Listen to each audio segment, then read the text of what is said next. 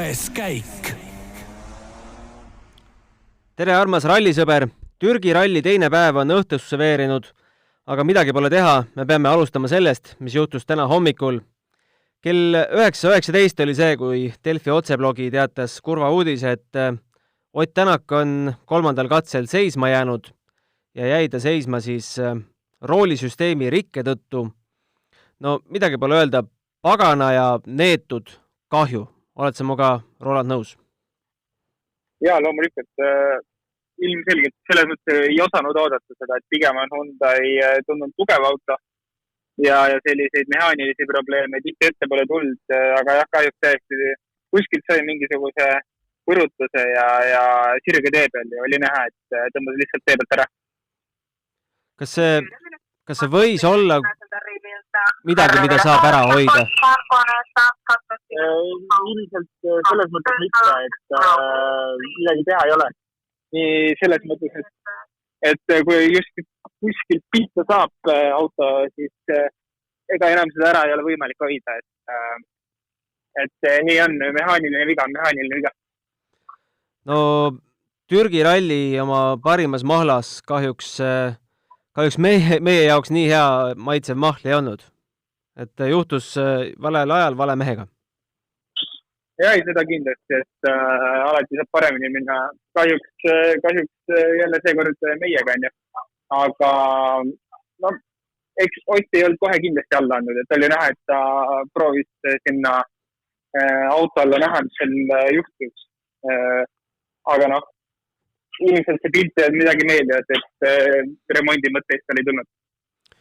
No tõepoolest, mehed olid hästi kiiresti autost väljas kohe askeldamas, sest Türgi rallil need pool minutit oleks ära kannatanud, võib isegi minuti ja 2 oleks ära kannatanud, mis selline remonti, mis oleks läinud, aga ütles siis Ott värskelt Dirtfishi portaalile, et tal ei olnud lihtsalt neid asju kaasas, millega oleks saanud seal midagi teha. Mis oleks saanud teha, kui oleks midagi kaasas olnud? No eks seal õõtsoovad või mingisugust väiksemad detailid võivad olla autos kaasas, mis siis selles mõttes, et mis ei võtta palju ruumi ja mis üleliia kaal ei võtta, aga ega sinna nüüd üleliia palju asju ei panda kindlasti. Et kui juba midagi suuremat juhtub, et enam seal midagi teha ei ole. Aga ralli hetkeseis siis selline, et Thierry Neuville juhib 33,2 sekundiga 2 Sebastiani ees, Sebastian Loebi ja Sebastian Ogier ees. Ja meil on veel 80+ kilomeetrit minna. Neuville ütles ise, et Türgis ei ole see pooleminutiline edumaa mingi edumaa. Peab vist nõustuma? Jaa, loomulikult, et seal samamoodi öeldi, et ükskõik kui pikk see edu enne pühapäeva on, et see ei ole piisav. Kindlasti pühapäeval hakkab ka juhtuma. Põhjus on lihtsalt, et pühapäeval on kõige keerulisemad katsed, kõige kivisemad, kõige rohkem lähevad rööpasse. Et kindlasti seal veel juhtuma hakkab. Ei ole veel kõike näinud. No äratuskeelad tuleb panna juba 7.30, kes elab siin Eesti ja Türgi ajatsoonis, et 38,15 kilomeetrit ootab meid kõige peale ees, siis Marmaris 1 ehk siis punktikatse peaproov 6.22 kilomeetrit, siis väike service paus 40 minutit, autodele 40 minutit.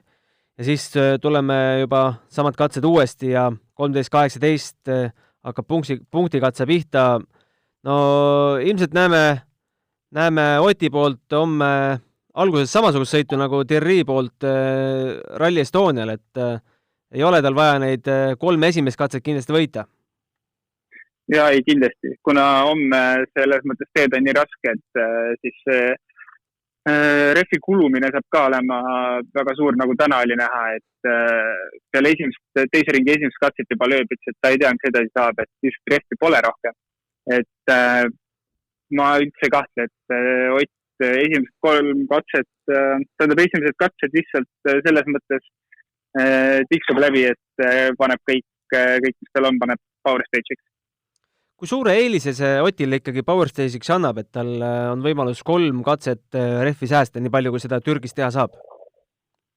No väga suure eelise, et tõenäoliselt need, kes sõidavad ikkagi aja peale või ralli tulemuse peale 3 katsega, need rehvid on otsas ja Power Stage'iks suurt midagi alles ei ole, et Estonial see nii palju ei mänginud rolli, Neville'il kahjuks muidugi oli ka tehnilised probleemid seal Power Stage'il, aga see ei oleks nii palju rohkem rolli mänginud.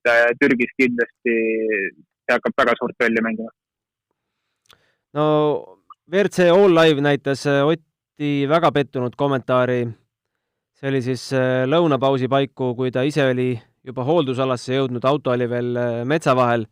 Ja siis seal viimane küsimus oli, tuli lihtsalt ära küsida selline küsimus, et kuidas see su tiitliloodustele mõjub ja Ott ütles, et no te teate ju isegi.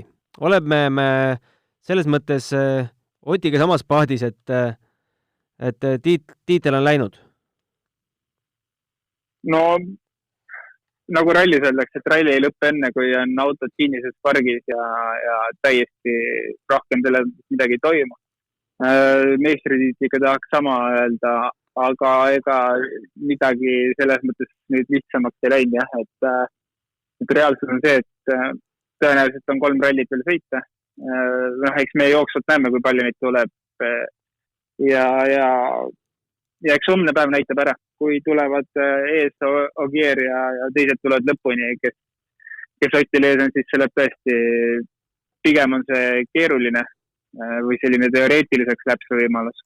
Aga nagu öeldakse, et vaatame lõpuni ära, siis saab mõelda arvata, mis sellest saab. No virtuaalne punktitabel on selline, kui siia neid Power Stage'i punkte mitte arvestada, et Ogier juhib 94 punktiga, Evans 82, Neville 67, Tänak 66, mis teeb siis Ogier'st jääb maha 28 punktiga. Paneme siia veel 5 punni otsa, on juba 23 see vahe, kui Ogier peaks täiesti nullile jääma, et keeruline on see seis, et me ei tea tõesti, mitu rallit on jäänud. Tore oleks, väga tahaks näha loomulikult nii palju kui võimalik, et siis veel unistustes veel Monza ja Horvaatia ka, eks? Jah, selles mõttes jutud käivad, et need võivad tulla, vaatame, mis saab, et nagu eile ka mõtlesin, et Monza tõenäoliselt võib midagi sellist promotsiooniralli sarnast tulla, aga vaatame, mis rallid tulevad veel, et kas siin on mingit teoreetilist võimalust või ei ole, et ootame, mis siin otsustatakse. No Ott oli kindlasti täna kõige suurem ebaõnnesõdur WRC autodest, aga päris probleemide vabalt ei saanud ka teised mehed eesotsas Sébastien Ogiega, kes alustas küll päeva suurepäraselt 2 katsevõiduga. 3. katsel kaotas Neville'ile vaid 1,4 sekundit, aga siis päeva pikimal katsel kordusläbimisel juba kaotus 10,1 ja siis hakkasid asjad pihta. Tal oli probleem rehviga seal ühe katse lõpus, aga kõige suurem probleem, et tal ei tööta käigud nii, nagu peaks, ja lisaks veel hüdraulika probleem. Palju sina tema hädadest nüüd viimastel katsetel aru said ja mis sellest kõigest arvad?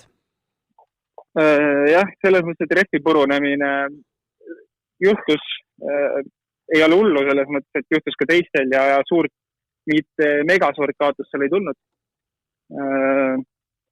Pigem jah, see käigukasti probleem oli jälle selline küsitav, et selliseid asju ei tohiks juhtuda.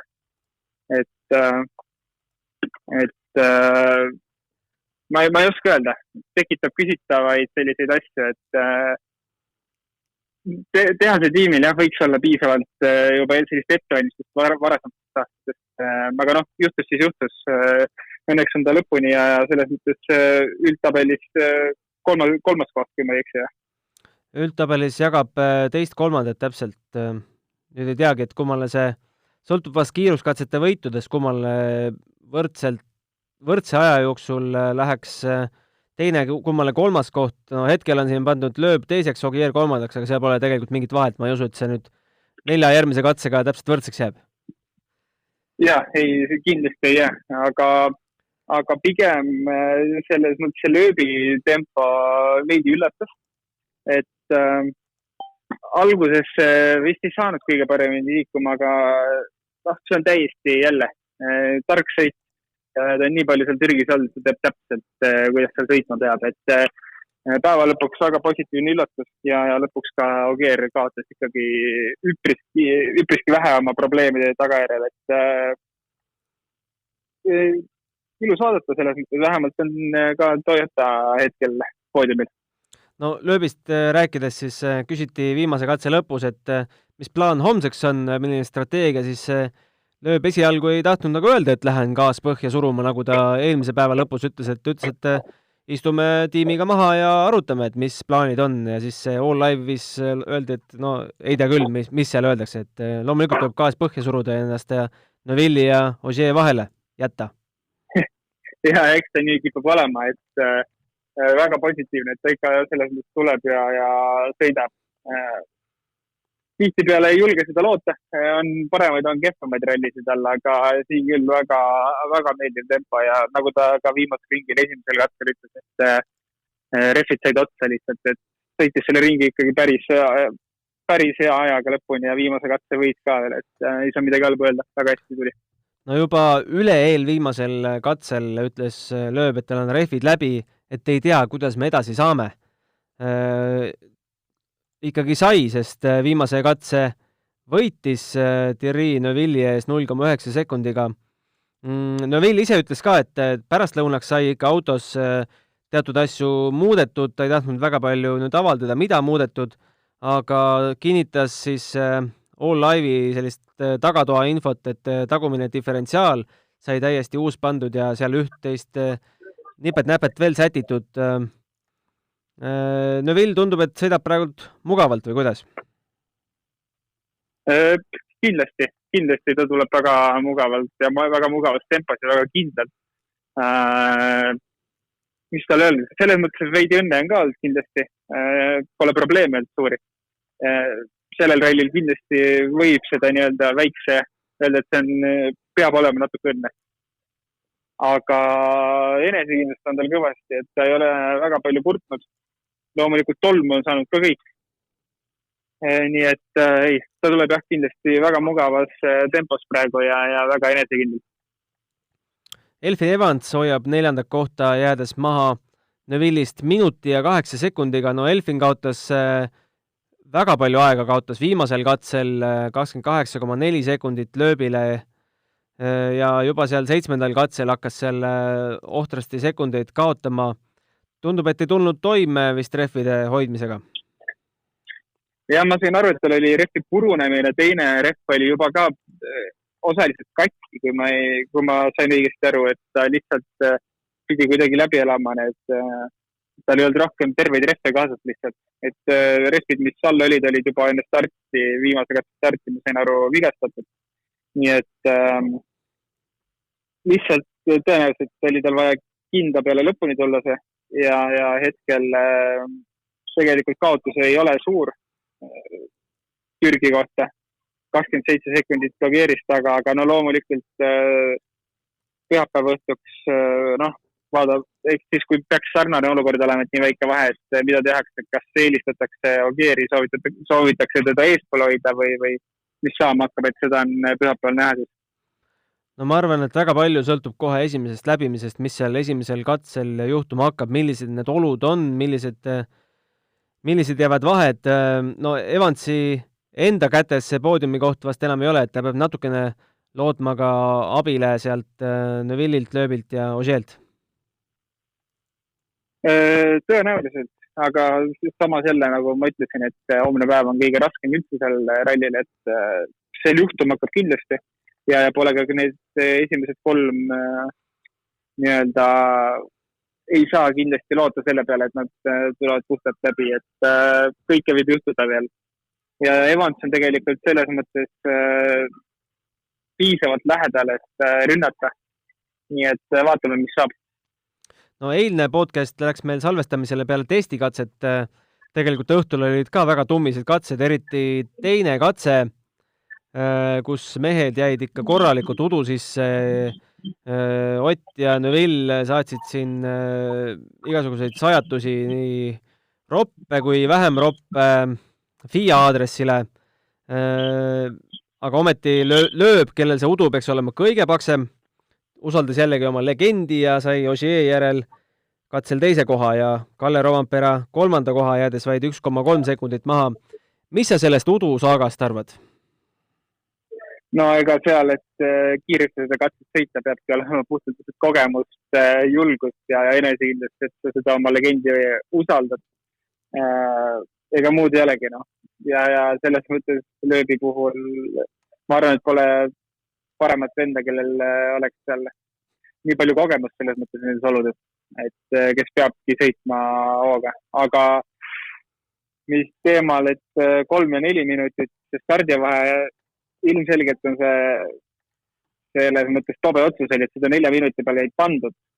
Sõitjad ütlesid, et trekke ajal juba nad proovisid startida 5 minutit peale esimest autot ja ei näinud midagi kohati. Et tekib jah arusaamatu küsimus, kui kõik on vaja turvaliseks teha, siis jäetakse selline asi, et no ilmselgelt see ei olnud turvaline seal. Ja vahet ei ole, kui hästi sa või enesekindlalt tunned ennast pimedas kotis sõites. Keeruline on sõna ja tahad auto ikkagi, kui tervelt lõpuni tuua, siis on vaja veidi kuskilt tagasi hoida. No see uudis sellest, et vahed 4-minutiliseks lähevad, jõudis All Live'i reporterite kõrvu vahetult enne seda, kui Ott ja Neville oma viimased kommentaarid see reede õhtu andsid. No Neville võttis tagataskust veel välja ikka kõik need ohutuse ja ralli kalliduse kaardid ja ka tundub, et juba telepildi põhjal said FIA ametnikud ise aru, et olukord on hull. Ja, no selles mõttes, et ilmselgelt oligi hull. Ja see ei oleks tohtinud olla reedel ka sellist olukorda, et mingil põhjusel korraldajad või FIA, ma ei tea, ei saa aru, et kui on varasematel aastatel see probleem olnud, siis ega see aasta teistmoodi ei ole ja ikka üritatakse. Aga noh, mis seal ikka, nüüd on see päev läbi, äkki järgmine aasta, siis loodame, et keegi mõistab ja esimene päev on ka juba selle peale mõeldud. No ma viskan õhku sellise täiesti hullu spekulatsiooni, ma arvan, et ma saan siit sellest pähe vasakult ja paremalt. Kui Ott ei oleks selle udu tõttu langenud 7. ja kas ta oleks 3. katsel ikkagi selle rooli asja ära lõhkunud? Me ei tea seda kunagi, aga kas ta võis olla selline natukene ründavas faasis? Ma ei usu, et eks ta sõidab ikka, vahet ei ole, mis positsioonil ta on. Keegi nagu selles mõttes üleliia riskima ei lähe, et vahet ei ole, kas kaotus on 2, 5, 10 sekundit, et eesmärk on see auto ikka lõpuni tuua. Ei, ma ei usu väga sellest, et seal pidi selles mõttes ühesõnaga seal kuskilt lihtsalt puudutati midagi, et seal ei tea, kus kivid on. Sa ei saa ette oletada, mis kurvi taga mingi suur kivi on. Et see oli pigem see juhus, ma pakuks. Jah. Kalle Rovanpera, me tegelikult arvasime siin ralli eel, et võib olla päris näljane sellele ralli võidule, aga hetkel leiab endast 5. kohalt 1.18,8 maas Neville'ist. On natukene üllatus või oli arvata, et tegelikult Kallel ei pruugi olla nii palju kogemust, et Türgis konkurentsis püsida? Päris kõrges konkurentsis? Ja, selles mõttes, et ma pigem ootasin veidi paremat kiirust. Aga ei, arusaadav. Mega keerulised olud, eriti kui seal tolmus oli vaja sõita, et ega vahet ei ole, kui palju kogemust Kallel on kiirete teede peal või Baltikumis või Soomes sõites, et see on veits teine maailm seal. Ma oletasin, et see hoog võiks olla parem, aga ei ole midagi pahaks panna, et 5. kohta hoida ja minut kaotust praegu vaatame, ei ole ka midagi katastroofilisse. Kohtadel 6, 7, 8 on ikkagi M-spordi mehed, ei ole nemad oma asjadega päris pihta saanud ja tundub, et mängivad seal oma mängu. jah, Suninen selles mõttes, ma eeldasin, et Suninen võib okeid tempot teha, et ja no selles mõttes ma ütleks, et see on päris okei, et tegelikult 16 sekundit Rovanperast maas hetkel, no ma ütleks, et see on väga okei. Me teame, mis olukorras M-sport on, Just. et pigem on lappi kehva tempot ei oleks oodanud. Oleks oodanud sealt midagi rohkemat. Aga Sunineni ma arvasin, et Suninen võib seal sõita kiiresti ja ma arvan, tänastes M-spordi oludes on see väga hea tempo, millega ta tuleb. Ja kiirelt siis kohad 8-10 Greensmit 8, Lube 9 ja Kaetanovitš hetkel viimasena punkti peal. Meil tuli paar küsimust ka. Kellel veel küsimusi homseks, siis 6 kaik@delfi.ee. Aga küsimus, millele ma ise tahaksin vastust teada, et sul on kaasas pehmed ja kõvad rehvid, mille järgi otsustatakse rehvide paiknemine, kui on esimene parem ja tagumine vasak meediumid ja esimene vasak ja tagumine parem hardid, nagu oli täna lööbil esimesel katsel, et siis kas see sõltub, milliseid kurve on rohkem või mille järgi? Üldiselt küll jah, et seal on eraldi meeskond, kes käib katsetel läbi, mõõdab pinnatemperatuure, hindab kõike muud seal katseoludel ja pinnasel, et samamoodi ka vajadusel hinnatakse ära, kui palju paremaid, kui palju vasakuid kurve on, et kui peaks tekkima küsimus, et minna nii-öelda miksitud rehvidega peale, et kindlasti see võib olla see põhjus. Ega me ei tea enne, mis see täpne põhjus on, miks nii pandi, aga loomulikult seda on kindlasti kasutatud, arvutatud ära, kuhu poole rohkem kurve on ja seda pidi pannakse ka, miksitakse nii-öelda rehvid ära. Ja teine küsimus, kui suur on teoreetiline maksimumkiirus WRC autodel, kui igasugused välised takistused mitte arvesse võtta? Ütleme, paneme Kiltsi lennuväljal joonele. No see oleneb sellest, et mis seadus auto on ja millise ralli seadus on, millised ülekanded on käigukesti ülekanded autol. Türgi ralli puhul ei ole kindlasti maksimaalsed. Mõnel kiiremal rallil eks see auto sinna 210 alla võib välja liikuda. Türgi ralli, ma arvan, et seal on selles mõttes teised ülekanded, et seal sellist lõppkiirust kasutada ei saa ja see auto ei lähe ka nii palju välja.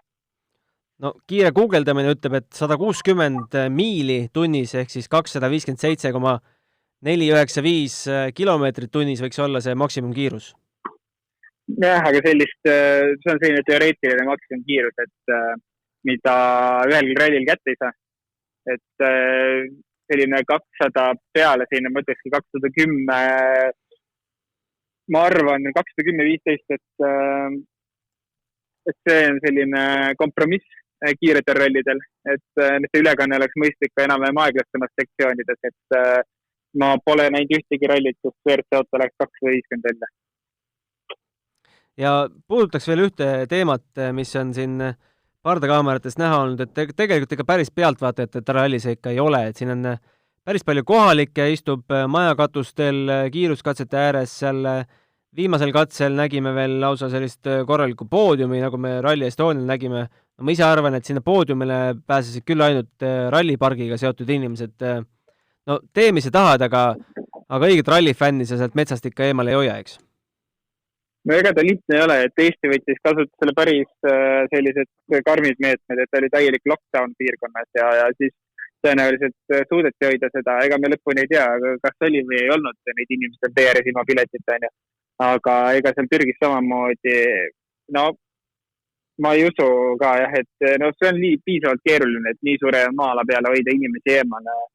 Vahet jälle, kas on siis kohalikud, kes elavad antud piirkonnas, et küll nad leiavad selle võimaluse sinna katseäärde kuidagi jõuda. Ja üks katse oli ka tegelikult ju peatatud päris tükk aega, sest pealtvaatajad olid rajal.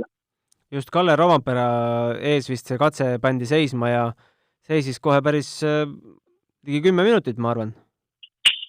Just, et lihtsalt nii-öelda turvameetmete pärast aga õnneks läks edasi selles mõttes, et sai jätkata. No me ei tea tegelikult, millist pingutust on Türgi ametnikud ja võimud selle taha pannud, et kasetel pealtvaatajaid oleks, aga no tegelikult see üleskutse juba, et ärge tulge raja äärde, on ikka päris palju aidanud ka, sest tavaolukorras me ju näeksime, ma usun, et iga nurga peal lippude merd ja Eesti lippe ja Belgia lippe segamini. No ikka muidugi, seal pole kahtlust, aga no, nagu ka Eesti näitel, et see nii-öelda ennetustöö oli piisav ja teavitustöö, et saavad inimesed aru, suur osa saab aru, et ei ole mõistlik sinna minna ja kui nüüd mõned üksikud on, siis eks nendega tegeletakse eraldi, aga tundub, et suures pildis see teavitustöö mitte rallile kohale tulla on töötanud ka kohalike seas, et eks neid leiab alati, kes ikkagi tulevad.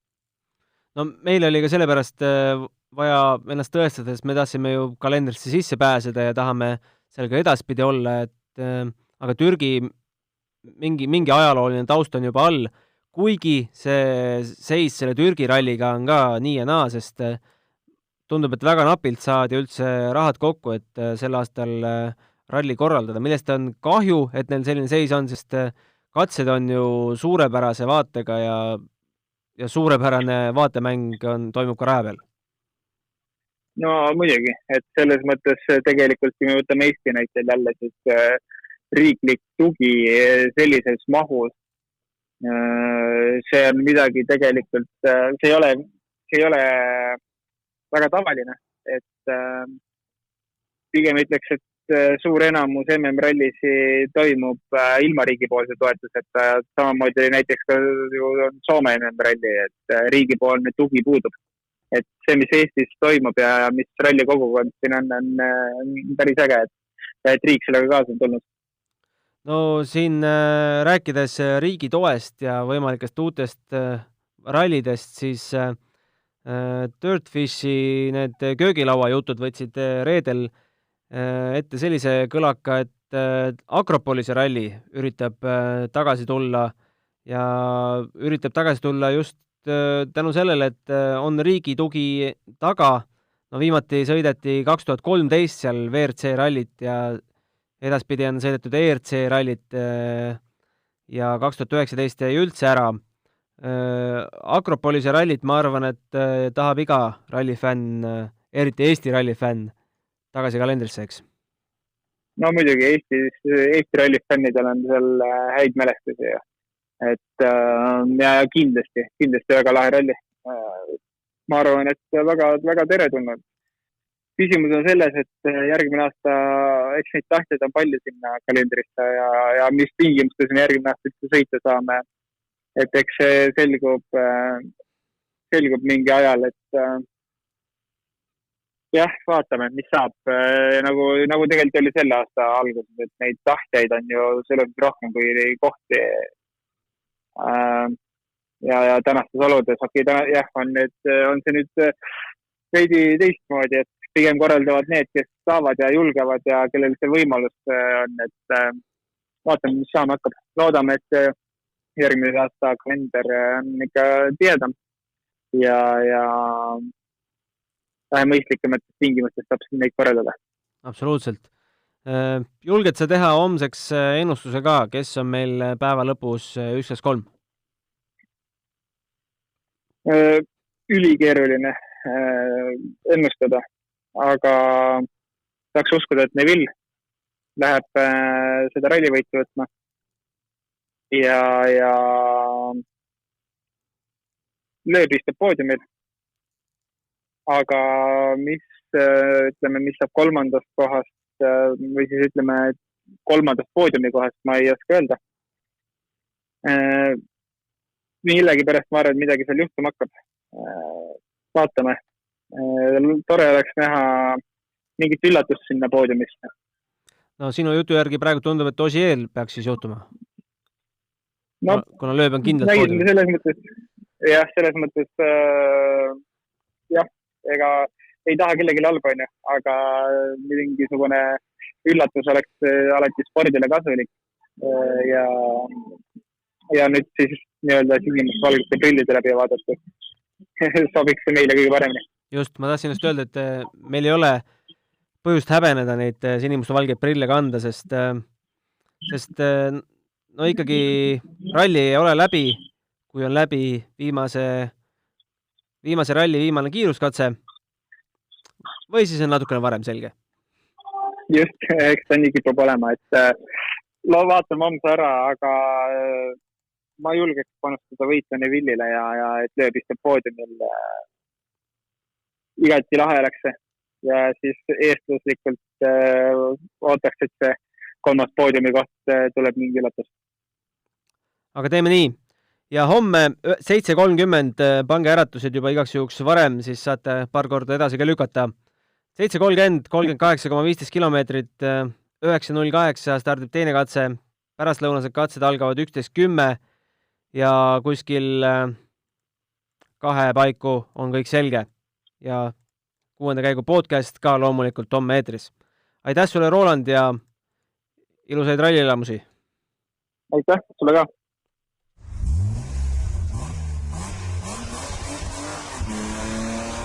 Kuues käik.